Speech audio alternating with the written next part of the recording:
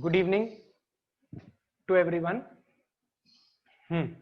देखिए, आप लोगों का जो टॉपिक था ना, वो टॉपिक बिगनर बॉक्स 2 तक जो टेस्ट में आ रहा था वो हम लोग कंप्लीट कर चुके हैं, है ना। अभी टेस्ट का सिलेबस हो गया है।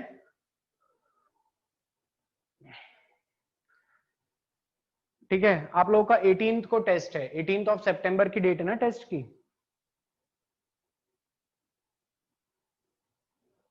ठीक है, हाँ, तो हमारा जो टेस्ट का सिलेबस है वो कंप्लीट हो गया है। उसके रिगार्डिंग जितने भी क्वेश्चंस थे वो भी हमने कर लिए हैं। अभी आज की क्लास में और आने वाली क्लास में मैं थोड़ा और टॉपिक को आगे बढ़ाऊंगा। हम थोड़ा सा और आगे मूव करेंगे। सैटरडे को हम लोग प्लान करेंगे कि थोड़ा सा क्लास को एक्सटेंड करें और आपके जो भी डाउट्स हो वो एक बार हम लोग डिस्कस कर लेंगे। तो सैटरडे तक आप लोग और चीजें सॉल्व कीजिए और जिनके डाउट डिस्कस नहीं हुए हैं वो लोग मुझे व्हाट्सएप कर दीजिएगा फ्राइडे नाइट को। चलिए, तो अभी हम लोगों ने स्टार्ट करना है कुछ बेसिक डेफिनेशन से, कुछ बेसिक डेफिनेशन या मैं कहूं टाइप्स ऑफ मोशन से। कैसे स्टार्ट करना है? Types of motion. So now we are going to start with types of motion. Kinematics नाम का चैप्टर ही चल रहा है जिसमें कि हम आगे कंटिन्यू कर रहे हैं। हमने बेसिक टर्मिनोलॉजी समझ ली। बेसिक टर्म्स कौन कौन सी थी? Distance, displacement, velocity, acceleration. Velocity के दो बच्चे होते हैं, एवरेज, इंस्टेंटेनियस। एक्सेलरेशन के भी एवरेज, इंस्टेंटेनियस।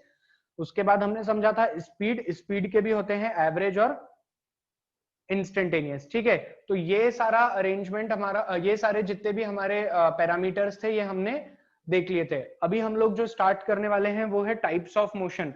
आप में से कोई भी बच्चा जानता है क्या टाइप्स ऑफ मोशन क्या होता है? बोलो यार, टाइप्स ऑफ मोशन क्या होता है? जानते हो क्या? कहीं सुना हो? जैसे uniform motion, non uniform motion, uniformly accelerated motion. कोई जानता है क्या ये क्या होते हैं?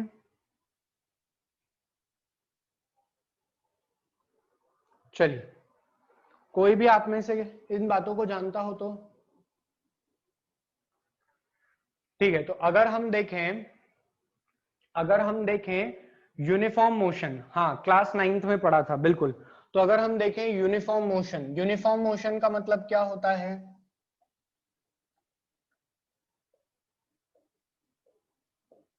सिंपल भाषा में बताना मुझे। तो डेफिनेशन तो तुम्हें बहुत बचपन में सिखा दी थी। यूनिफॉर्म मोशन क्या होता है?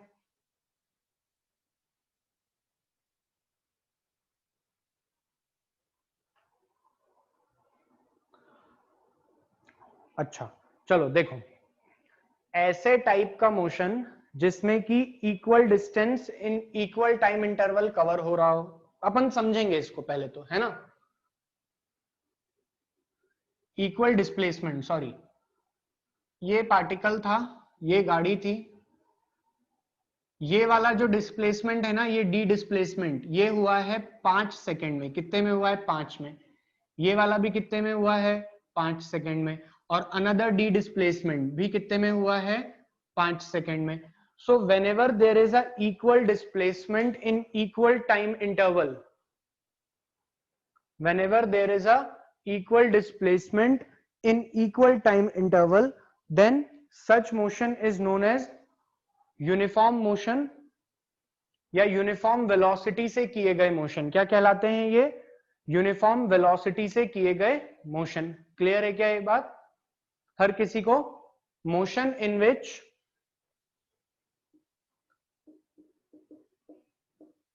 Equal displacement in equal time interval.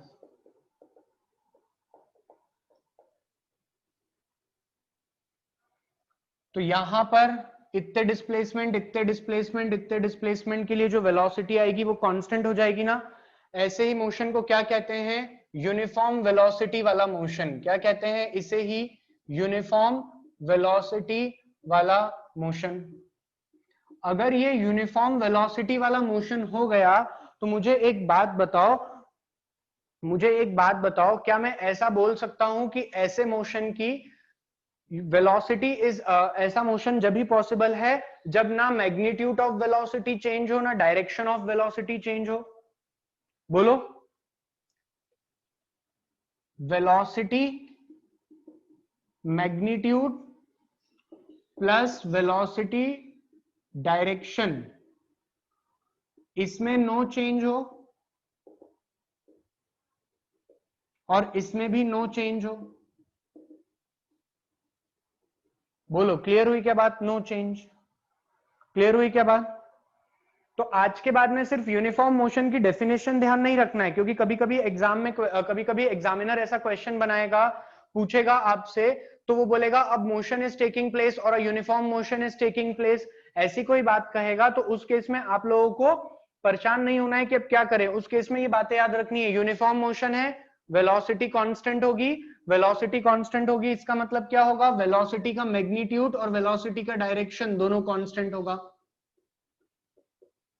बोलो, और वेलोसिटी कांस्टेंट हो गई तो ऐसे मोशन में एक्सेलरेशन क्या होगा, ऐसे मोशन का एक्सेलरेशन होगा 0। बोलो, क्लियर हुई क्या इतनी बात सभी को?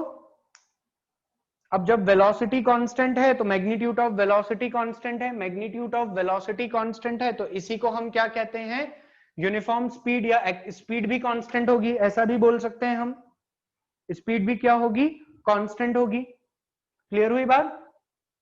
तो एक यूनिफॉर्म मोशन से हमने कितनी सारी बातें देख ली।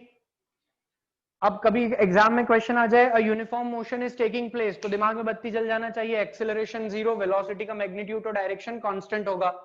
बोलो, क्लियर है? अगर एक गाड़ी ऐसी चली और चल के रिवर्स हो गई तो क्या ये यूनिफॉर्म मोशन हुआ?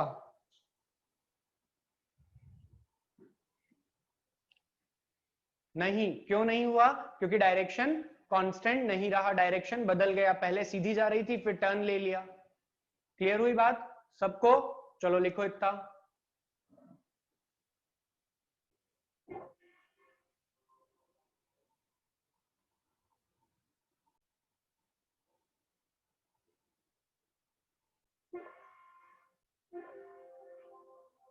तो अभी जो हम लोग पढ़ रहे हैं, अभी हमने यूनिफॉर्म मोशन पढ़ा, यूनिफॉर्म मोशन क्लियर हो गया। नॉन यूनिफॉर्म मोशन क्या होगा? नॉन यूनिफॉर्म मोशन क्या होगा, या नॉन यूनिफॉर्म वेलोसिटी मोशन क्या होगा? If a particle changes its velocity, if a particle changes its velocity continuously, either in magnitude or in direction or in both, then such motion is known as non-uniform motion. लिखें, non-uniform motion. If a particle changes its direction or magnitude, changes its direction or magnitude,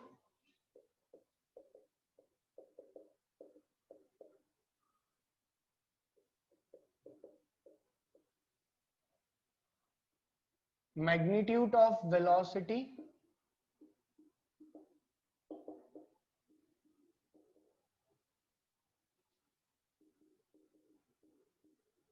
दोनों change हो या कोई एक भी change हो,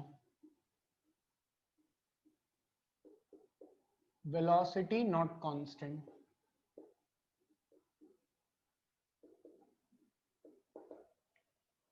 velocity not constant, ऐसे question में एक्सेलरेशन क्या होगा, acceleration is not equal to 0, acceleration is not equal to 0। हाँ बिल्कुल।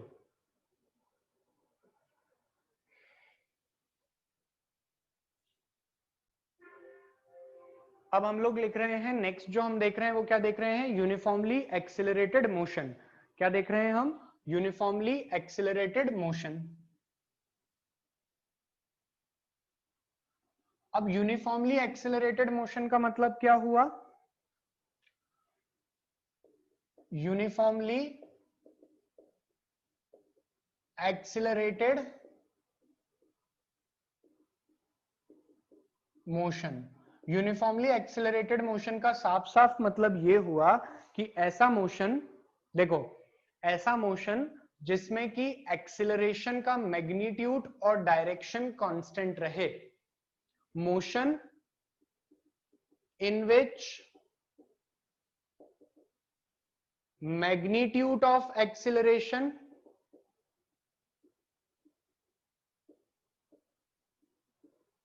plus direction of acceleration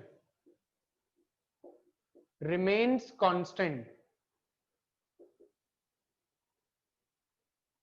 Magnitude of acceleration and direction of acceleration remains constant. Such motions are known as uniformly accelerated motion.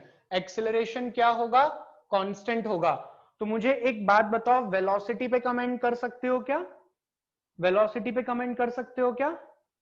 बिल्कुल कर सकते हैं. कैसे कर सकते हैं? वेलोसिटी पे कमेंट करेंगे तो सर हो सकता है वेलोसिटी बढ़ रही हो. जैसे कि मान लीजिए एक आदमी ने गाड़ी चालू करी और थोड़ी दूर, देखो जब गाड़ी चालू होती है ना, तुम बच्चों को जितने भी दिमाग में डाउट आते हैं ना, वो क्या आते हैं कि हमने गाड़ी चालू करी तो एक्सीलरेशन कैसे कांस्टेंट हुआ, है ना. मैं ये बात नहीं कह रहा हूं. हम जब तुम्हें कहेंगे ना, देखो बातों को सुनो, चैट पे रिप्लाई मत करो, तुम्हें टाइम दूंगा उसका मैं. बातों को समझो. हम जब कह रहे हैं एक्सीलरेशन कांस्टेंट, जब मेरे मुंह से ये वर्ड निकला एक्सीलरेशन कांस्टेंट, इसका मतलब ऐसी सिचुएशन आ गई है कि मान लो ये t बराबर 0 है, यहाँ पे गाड़ी चालू करी थी, एक्सीलरेशन 0 था. अब एक्सीलरेशन की मान लो एक्सीलरेशन कांस्टेंट रखना है 2 पे, तो पहले तो एक्सीलरेशन बढ़ रहा होगा, 1 हो रहा होगा, 1.1 हो रहा होगा, 1.5 हो रहा होगा. जब एक्सीलरेशन 2 हो गया तो हमने गाड़ी को रेस देना बंद कर दी, हमने हमारा हाथ ऐसा करके छोड़ दिया, एक्सीलरेशन 2 हो गया. अब तो कांस्टेंट है ना बेटा, ये वाली पूरी जर्नी के लिए एक्सीलरेशन कांस्टेंट है ना, जब तक मैं ब्रेक ना लगाऊं या हाथ नीचे ऐसा लोअर डाउन ना करूं. तो इतनी जो स्टडी होगी ये क्या होगी? यूनिफॉर्मली एक्सीलरेटेड मोशन की. ठीक है. अभी मैं इसको और डिटेल में समझाऊंगा, सारी बातें समझाऊंगा एक साथ. पहले इतना समझ में आया? Uniformly accelerated motion, acceleration vector constant. मैं बहुत अच्छे से बोलूं तो एक्सीलरेशन वेक्टर इज कांस्टेंट. जहां मैंने वेक्टर बोल दिया तो इसका मतलब हो गया डायरेक्शन और मैग्नीट्यूड क्या है? कांस्टेंट. लिखो फटाफट सभी लोग. अगर हम लोग आगे देखें तो आगे की बात अगर देखें तो नॉन यूनिफॉर्मली एक्सीलरेटेड मोशन, क्या लिखेंगे हम? Non uniformly accelerated motion.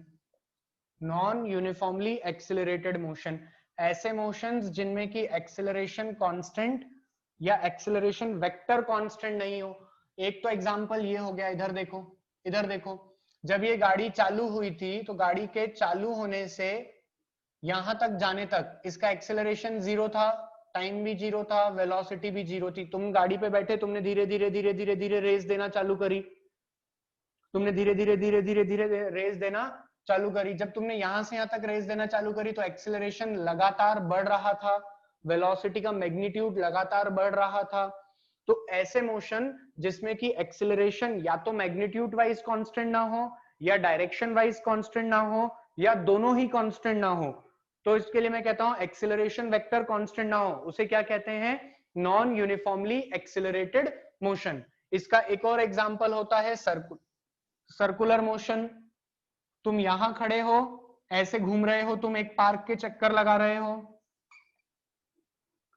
हर पॉइंट पे तुम्हारी गाड़ी की वेलोसिटी है v, v, v, v.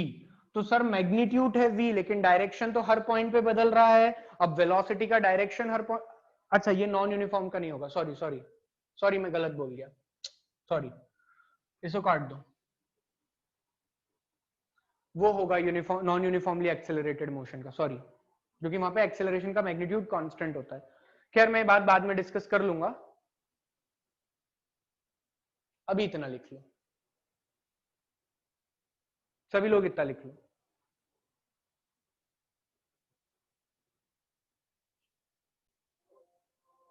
अगर इससे आगे चले और देखें तो अब हम इनके एग्जाम्पल को समझ लेते हैं. एक बार में मैं एग्जाम्पल समझाऊंगा, सब लोग जवाब दे देना. सब लोग चारों टाइप के मोशन समझा रहा हूं, एग्जाम्पल से देखते जाना.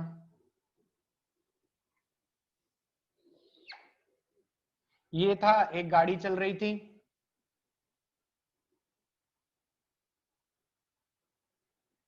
ठीक है, टाइम t इक्वल टू 0 था, शुरुआत में गाड़ी रुकी हुई थी, एक्सेलरेशन भी 0 था।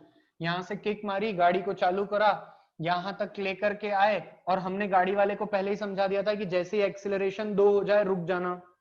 ठीक है, तो जब वो एक्सेलरेशन का मैग्नीट्यूड यहां से यहां तक बढ़ाते हुए लेकर के आया, जहां 2 हो गया वो रुक गया। ठीक है, क्या हो गया, रुक गया। जब वो रुक गया यहाँ पे, तो यहाँ पे मैं क्या कह दूंगा कि यहां से रुक गया, मतलब कि यहाँ पे आके उसका एक्सेलरेशन कितना हो गया, 2 हो गया। अब वो उसके पास ऐसी गाड़ी बनी थी कि एक्सेलरेशन नहीं बढ़ रहा था। ठीक है, तो यहाँ पे एक्सेलरेशन तो कांस्टेंट हो गया, तो यहां से यहां तक क्या बोलेंगे हम, नॉन यूनिफॉर्मली एक्सिलरेटेड मोशन। क्या बोलेंगे, नॉन यूनिफॉर्मली एक्सिलरेटेड मोशन। अब अगर उसकी वेलोसिटी की बात करें तो वेलोसिटी यहां पर बढ़ रही है, और जो बढ़ने की दर है, जो बढ़ने की दर है वो यूनिफॉर्म नहीं है। इंक्रीज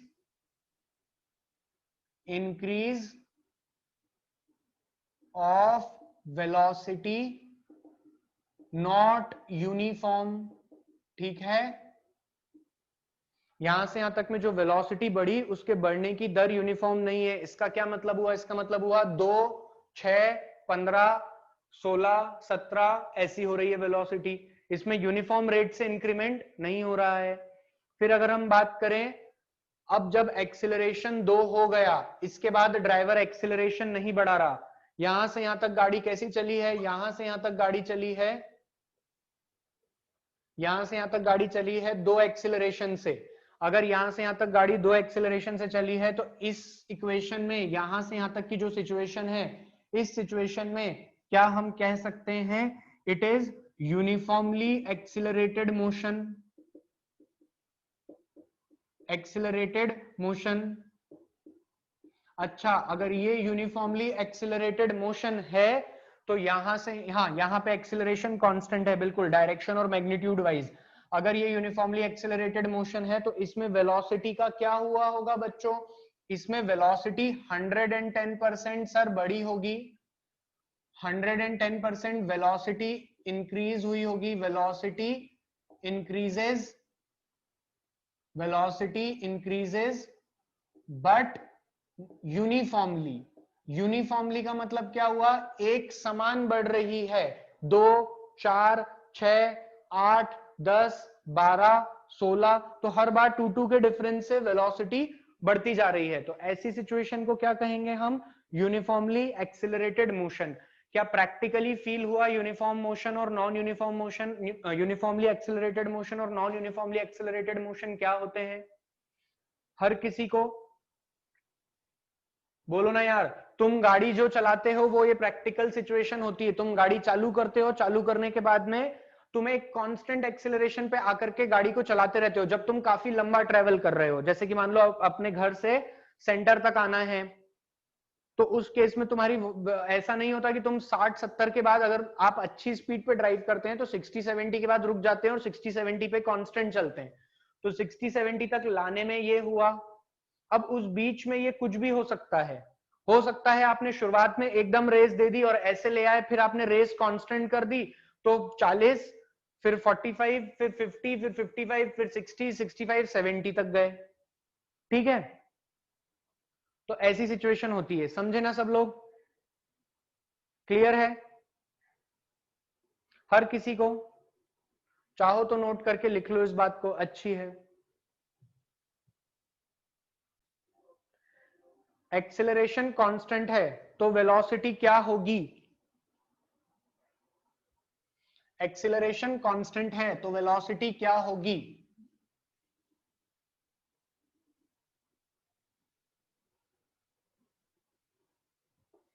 एक्सेलरेशन कांस्टेंट है तो वेलोसिटी क्या होगी।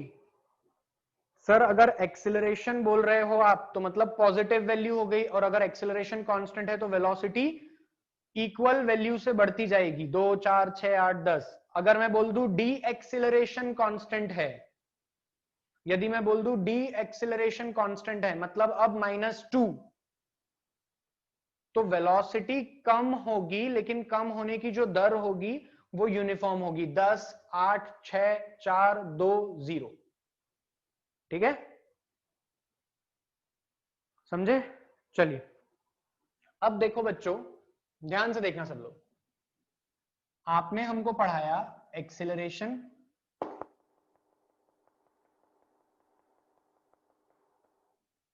देखो जब कोई चीज सुधरती नहीं है तो उसे ऐसे सुधारना पड़ता है।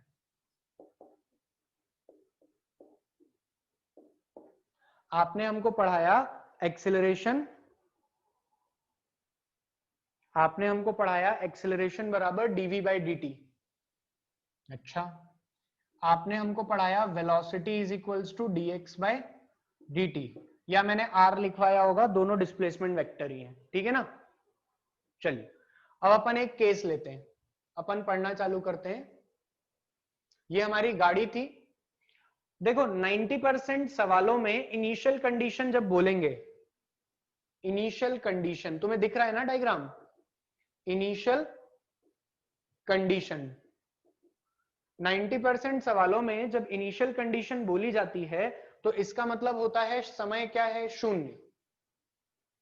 अब वो क्वेश्चन ही जान करके ऐसा फ्रेम कर दे कि जब देखा गया था तब घड़ी में 1 सेकंड हो चुका था, तो बात अलग है। ठीक है, इनिशियल कंडीशन बोलने का दो मतलब होता है, समय शून्य और यहीं से मोशन को ऑब्जर्व किया है।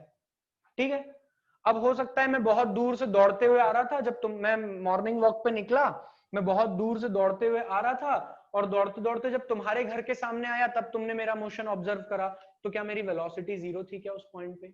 मैं चल रहा था ना, मैं दौड़ते हुए आ रहा था ना, तुम्हारे घर के सामने से वॉक करते हुए ऐसे निकला, तो जब तुमने मुझे देखा तब मैं चल रहा था ना, तो उस पॉइंट पे जो मेरी वेलोसिटी है उसको नाम देता हूं मैं u। u is the initial velocity.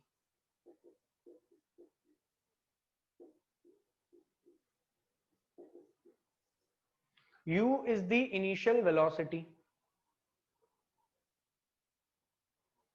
हाँ, समय शून्य पे जो वेलोसिटी थी वो इनिशियल थी, इस समय शून्य पे। ठीक है, मतलब ये इंस्टेंटेनियस हो गई। ठीक, अच्छा अब हमने यहां तक देखना है इसको, तो ये क्या हो जाएगी, फाइनल कंडीशन। फाइनल कंडीशन में v is the final velocity.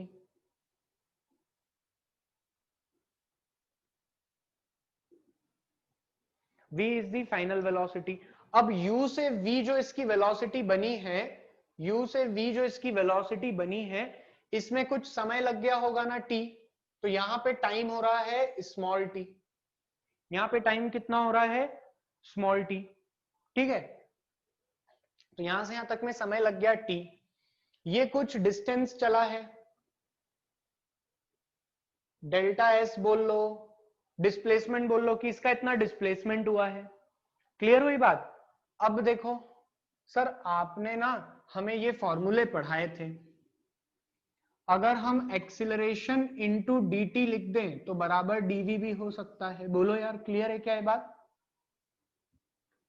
लिख सकता हूं क्या ऐसा? अगर मैं इसे इंटीग्रेट कर दूं, क्या कर दूं मैं इसे, इंटीग्रेट कर दूं।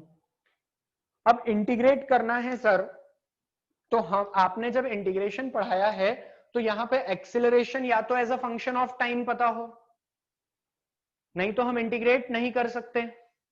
ओहो, बड़ा मजा आया ये सुन के। अगर ये सुन के बड़ा मजा आया, मतलब सर एक्सीलरेशन को क्या मानो, कांस्टेंट। अरे यार, एक्सेलरेशन को क्या मानो, कांस्टेंट। एक्सेलरेशन कांस्टेंट मतलब, ओ हो, ये तो अभी पढ़ाया था, यूनिफॉर्मली एक्सिलरेटेड मोशन। क्या हो गया ये, यूनिफॉर्मली एक्सिलरेटेड मोशन। तो यूनिफॉर्मली एक्सिलरेटेड मोशन अगर मान लिया तो एक्सिलरेशन क्या होना है, एक्सिलरेशन होना है कांस्टेंट। ये हो गई इनिशियल वेलोसिटी, v हो गई फाइनल वेलोसिटी। ठीक है, अगर एक्सीलरेशन कांस्टेंट हो गया तो मैं यहां से लिखता हूं a बाहर आ गया, dt का इंटीग्रेशन करना है और ये dv का इंटीग्रेशन करना है। t का इंटीग्रेशन समय 0 से t तक करना है। समय 0 पर वेलोसिटी थी u और t समय पे वेलोसिटी थी v।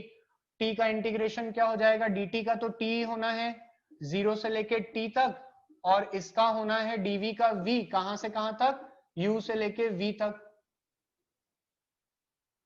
a into T upper limit minus lower limit v is equals to u plus A T.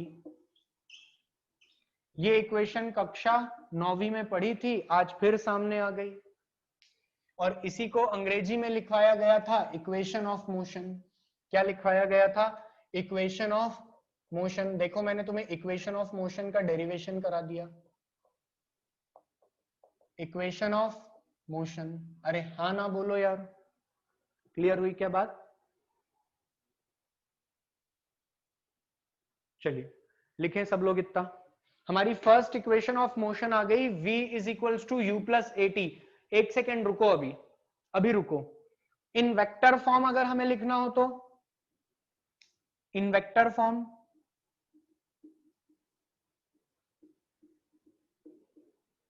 ग्यारहवीं पढ़ रहे हो तो 11वीं लायक काम करो।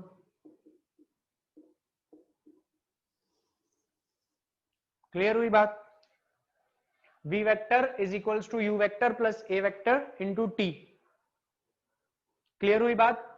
पहले ये बनाना, फिर ये लिखना, और फिर ये लिखना। क्लियर हुई? 1 2 3। चलिए चालू हो जाइए बिना आवाज के। तो अब जो हम नेक्स्ट लिखने वाले हैं वो क्या लिखने वाले हैं, यहां तक की कहानी तो सर हमको समझ में आ गई। अब अगर हम देखें तो हमारा नेक्स्ट क्या है,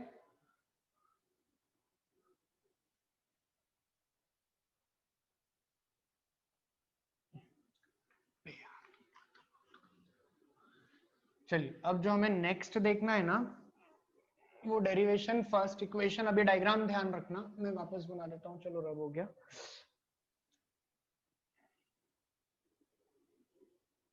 देखो मैं तुम्हें ना थोड़ा सा जनरल सॉल्व करके बताऊंगा। यहाँ पे टाइम t इनिशियल है, यहाँ पे टाइम t फाइनल है। हमने यहाँ पे इनिशियल वेलोसिटी u मानी है, फाइनल वेलोसिटी v मानी है। यहाँ से यहाँ तक का डेल्टा एस डिस्प्लेसमेंट है, तो ये पोजीशन एस इनिशियल होगी, ये एस फाइनल होगी। ठीक है, ये ऐसा होगा। ये सब दिख रहा है ना? ठीक है,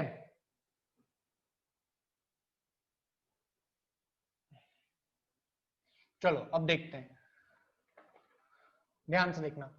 v is equals to D X by D T, v into D T dx। अभी तुमने v की वैल्यू निकाली है फर्स्ट इक्वेशन में, क्या लिखी है, v is equals to you plus A t into D T dx। Integrate करो, u d t a t into D T dx। सबसे ज्यादा इंपॉर्टेंट है लिमिट। लिमिट क्या है, इनिशियल से फाइनल तक, इनिशियल से फाइनल तक, s इनिशियल से s फाइनल तक। अगर मैं इंटीग्रेशन करूं, अगर मैं इंटीग्रेशन करूं तो u t का क्या हो जाएगा, t final minus t initial. बोलो यार, u का क्या, u और t का तो t होना है, तो t final minus t initial plus, अब ये क्या होगा, a तो कांस्टेंट है, मैं यहां लिख देता हूं a बराबर कांस्टेंट, a बाहर आ गया। t dt का इंटीग्रेशन क्या होता है, t स्क्वायर बाय 2। क्या होता है इंटीग्रेशन, t स्क्वायर बाय 2। तो ये क्या हो जाएगा, हाफ a t स्क्वायर, चलो पहले लिमिट नहीं डालते हैं, u into T half a t square, और डेल्टा x का क्या होने वाला है, डेल्टा x का होने वाला है x। कहां से कहां तक हो रहा है ये, s इनिशियल से s फाइनल तक, ये हो रहा है t इनिशियल से t फाइनल तक, ये हो रहा है t इनिशियल से t फाइनल तक। क्या सब बच्चों को इतना समझ में आया? सिर्फ सादा इंटीग्रेशन किया है मैंने, टाइम इनिशियल फाइनल ले लिया इस बार। क्यों लिया मैं समझाऊंगा। अब इसको क्या लिखेंगे, इसको लिखेंगे u t final minus t initial plus half a T final का स्क्वायर माइनस टी इनिशियल का स्क्वायर बराबर x final minus x initial. माना जाए कि हमारी इनिशियल कंडीशन 0 है, इनिशियली हम ओरिजिन पर खड़े हैं और टाइम भी 0 है, तो ये क्या हो गया, या मैं इसको काटता नहीं हूं क्योंकि ये जो इक्वेशन है जनरल रिजल्ट तो यही है ना। तो ये जो रिजल्ट आ गया ये क्या आ गया, यू टी फाइनल, और टी फाइनल बराबर टी है, u t final plus half a t square, और एक्स फाइनल बराबर ले लो, एस फाइनल बराबर ले लो x, half a t square equal to x. ये इक्वेशन तुमने बचपन में याद करी है, आई कहां से है, यहां से। आपने ऐसा क्यों पढ़ाया हमको, आप भी डायरेक्ट इक्वेशन लिखवा देते। मैंने ऐसा इसीलिए पढ़ाया है बच्चों कि अगर मान लो कभी उसने दे दिया कि जब घड़ी चालू करी थी तब 2 सेकंड हो रहे थे, तो यहाँ पे 2 का स्क्वायर माइनस होगा, सॉल्यूशन करते टाइम 2 का स्क्वायर माइनस होगा, जो कि तुम जनरली इस इक्वेशन से सीख नहीं पाते। सबको कहानी क्लियर हुई, ये इंटीग्रेशन था और ये इंटीग्रेशन को सॉल्व करा तो इसको कहते हैं सेकंड इक्वेशन ऑफ मोशन। चलिए लिखें सब लोग इतना।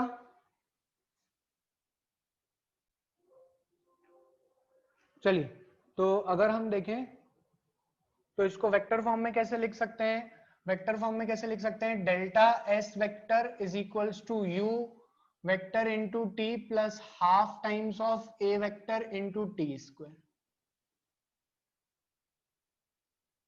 Vector representation. ठीक है, this is the vector representation. चलिए लिख लीजिए इसको।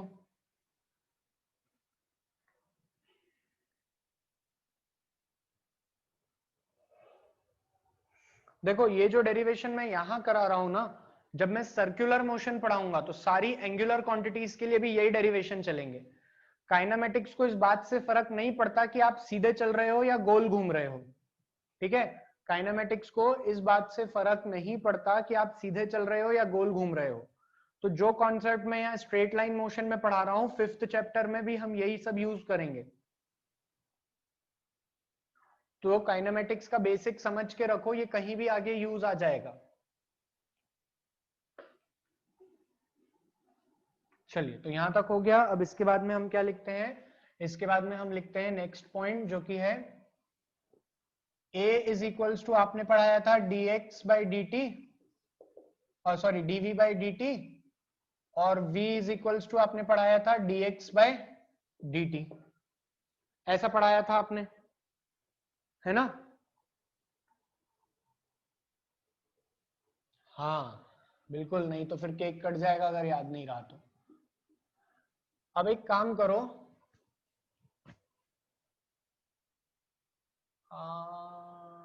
क्या करोगे,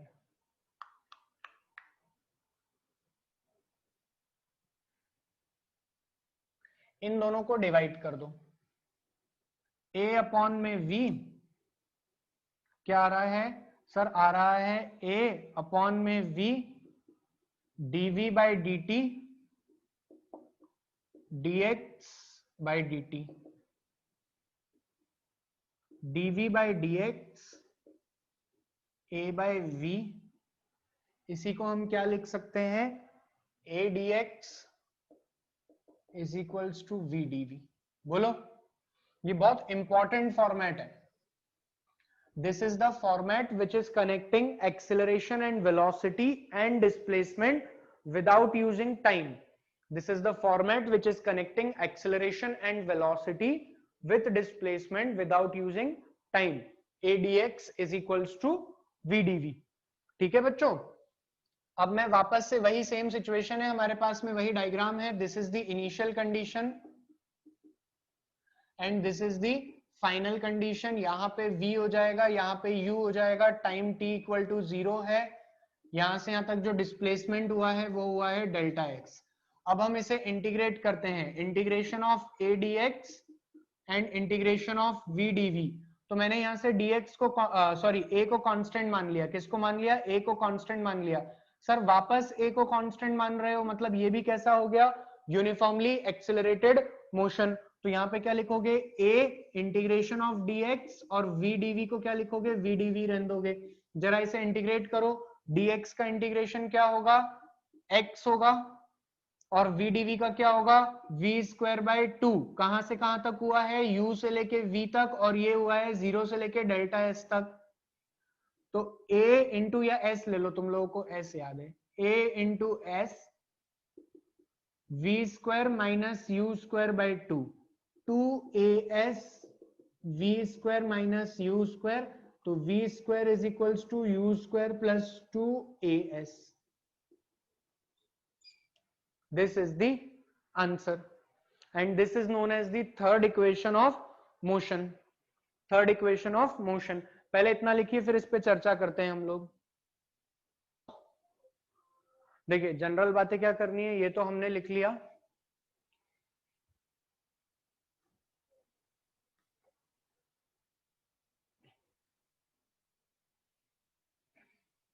अब देखिए आपको एकदम ऐसा आसान क्वेश्चन आ जाए एग्जाम में, मतलब फ्रैंकली स्पीकिंग आपसे कोई ऐसा नहीं पूछने वाला है कि चलो ए वी एस दे दिया और यू बताओ, ठीक है। क्वेश्चन एकदम लॉजिकल आएंगे, काइनेमेटिक्स के क्वेश्चन सॉल्व करने के लिए लॉजिक ज्यादा रिक्वायर्ड है फॉर्मूले से।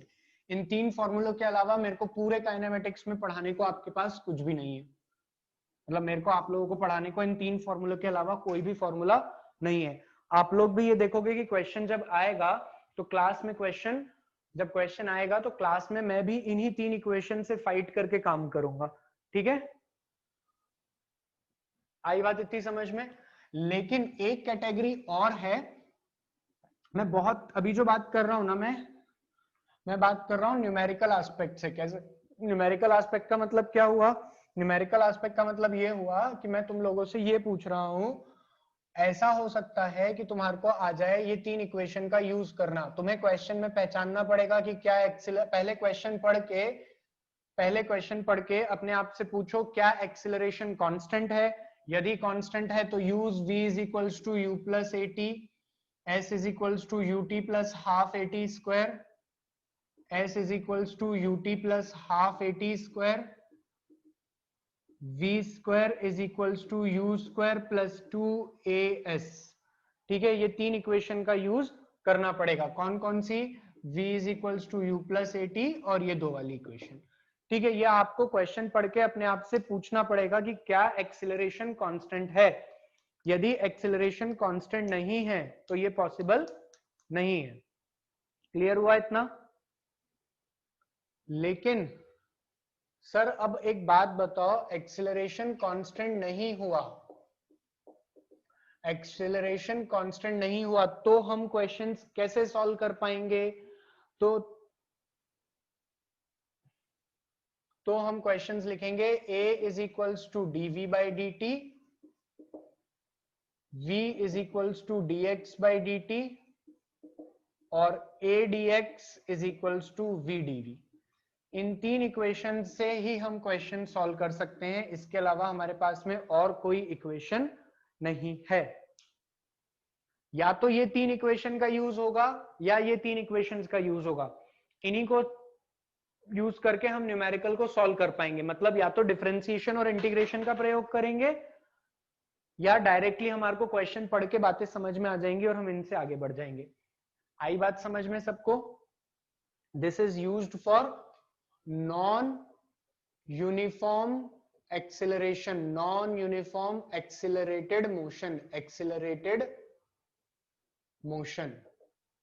क्लियर हुआ इतना। And this is used for uniformly accelerated motion, uniformly accelerated motion. बोलो बच्चों, नीट में सवाल जो आते हैं, नीट में जो सवाल आते हैं वो इससे भी आते हैं और इससे भी आते हैं, दोनों से आते हैं नीट में सवाल। इससे क्वेश्चन मैं फिर कह रहा हूं एकदम आसान नहीं आता, अभी मैं प्रैक्टिस कराना चालू कर रहा हूं क्वेश्चन की, लेकिन एकदम आसान नहीं आता। तो आप ऐसा मत सोचना कि इससे एकदम ऐसा आ जाएगा, तुम्हारा नाम क्या है मेरा नाम क्या है, ठीक है। चलिए तो पहले नोट करके ये लिख लो कि use only these 3 equations and these 3 equations while solving the numericals. फिर हम आगे बढ़ते हैं। आप लोगों की कोई डाउट हो तो पूछो। क्वेश्चन है a particle is moving in a straight line, a particle is moving in a straight line, the displacement of the particle is given as, a particle is moving in a straight line, the displacement of the particle is given as, the displacement of the particle is given as,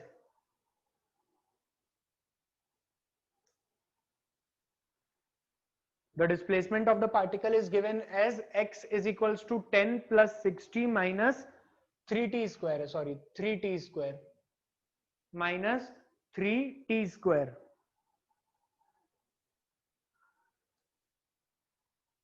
Calculate how long, ये 3 है, how long particle travel before coming to rest,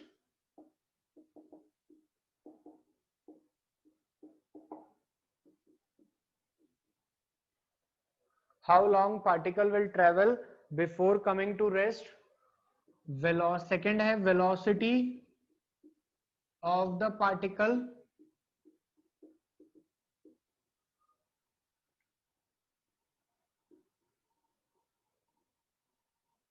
when acceleration, चलो मैं देखता हूं क्या था question, पहला वाला सॉल्व करो जब तक. Velocity of the particle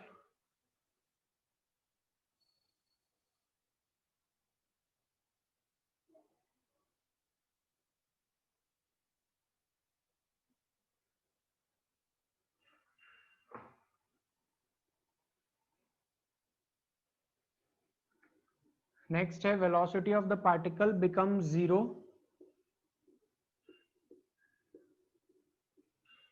at what time.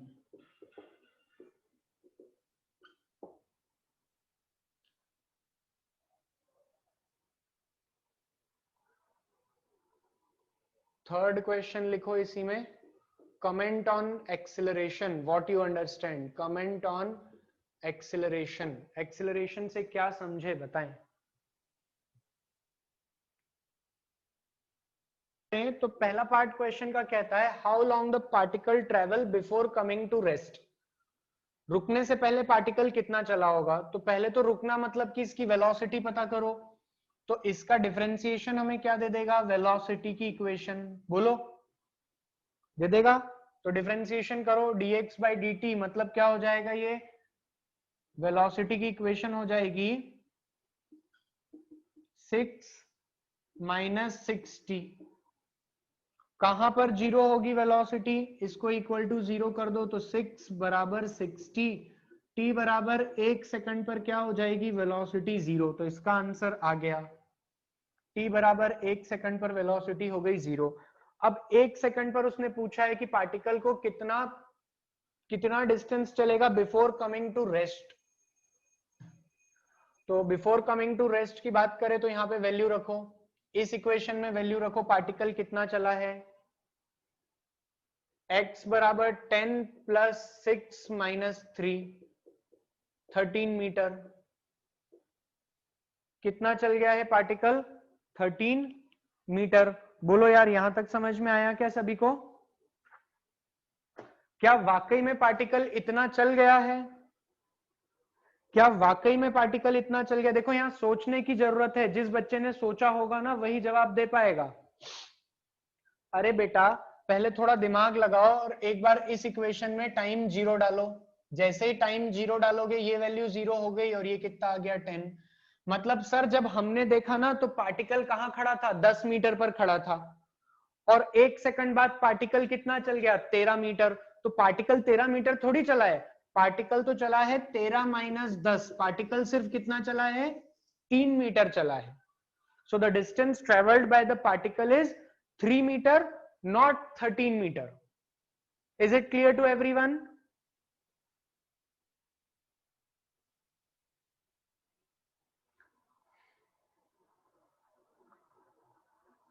Is it clear to everyone? चलिए अब last part of the question is again interesting. Comment on acceleration, तो इसको डिफरेंशिएट कर देंगे तो क्या मिल जाएगा सर, इस इक्वेशन को डिफरेंशिएट कर देंगे तो हमें एक्सिलरेशन मिल जाएगा जो कि आ रहा है dv बाई dt बराबर a, जो कि आ रहा है -6। Acceleration is constant but negative in nature, तो ये एक्सिलरेशन नहीं, basically it is a retardation. Acceleration is constant but negative in nature. Acceleration क्या है, कांस्टेंट है लेकिन नेगेटिव इन नेचर का हो गया, ये धीरे धीरे करके मोशन को रोक रहा है, तो वाकई में रोक भी रहा है। t बराबर 1 सेकेंड पे क्या हो गई है हमारी वेलोसिटी 0, और कांस्टेंट है क्योंकि मैग्नीट्यूड चेंज नहीं हो रहा। मैग्नीट्यूड तो समय के साथ बदल रहा है क्या, ये तो हमेशा ही 6 रहा, 1 सेकंड पे, 2 सेकंड पे, 3 सेकंड पे हमेशा क्या रहा, 6 ही रहा। मैग्नीट्यूड कांस्टेंट है और डायरेक्शन क्या है, opposite to the motion, minus है। चलिए लिखें, is given acceleration of a particle is given as a function of displacement,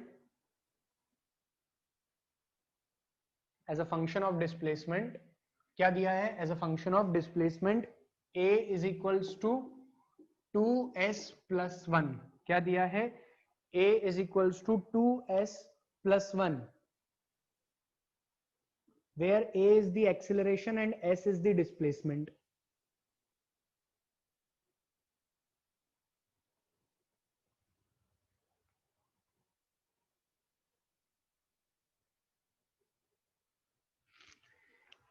Initially displacement is also 0 and velocity is also 0. Initially displacement is also 0 and velocity is also 0. Initially displacement is also 0 and velocity is also 0. Find the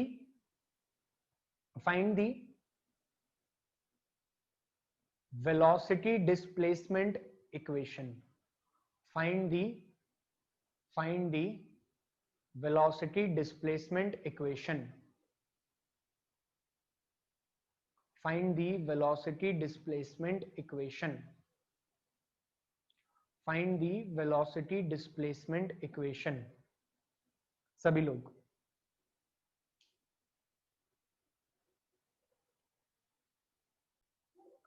इस question को as a homework लिखो। आप लोग मुझे velocity as a function of displacement की equation बताएंगे, ये आपके लिए होमवर्क है। सिर्फ बेसिक डिफरेंशिएशन इंटीग्रेशन करना है। क्या करना है आपको, सिर्फ और सिर्फ इंटीग्रेशन का प्रयोग करना है। किसका प्रयोग करना है, इंटीग्रेशन का प्रयोग करना है।